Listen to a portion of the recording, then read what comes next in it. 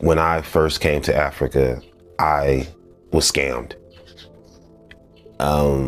This is me just giving advice to those people who are scammers. It's not going to get you far. And it's unfortunate that I even have to make this video, but it's necessary. For all the foreigners out there, this is how you avoid scammers. And for all of those people who are doing legit work, standing by their principles and also being trustworthy, kudos to you. Keep doing what you're doing. Where I work, I go to a place called Nkatabe. It's about an hour drive from where I stay, which is Mzuzu. I have to get to Nkatabe and back in the same day.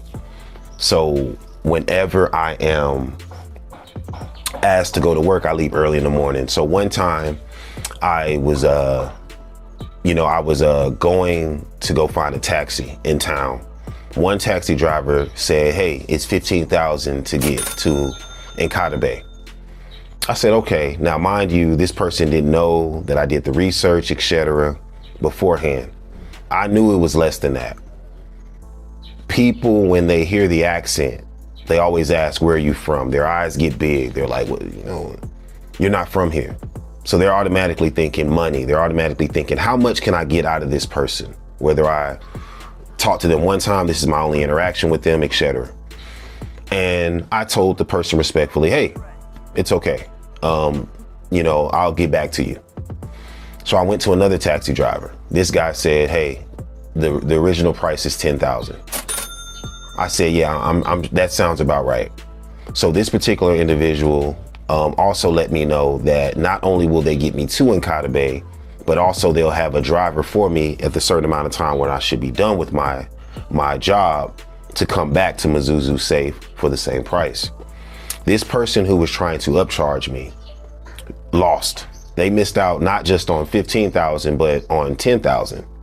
This person who was being loyal, being respectful, not trying to scam, charged me the reasonable price, and they got way more than this person, this other taxi driver, would have made in one shift. So not only did the person who was being commendable and respectful and not scamming, the taxi driver that is, not only did they get my business, but also when other people come to Mzuzu and they need to go to Nkatabe or other places, this person is always recommended by me to other people who are foreigners.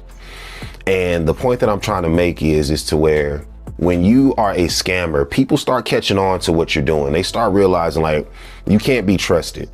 Word gets around, especially in small countries like Malawi. Everybody tends to know everybody. Everybody eventually finds out who's who.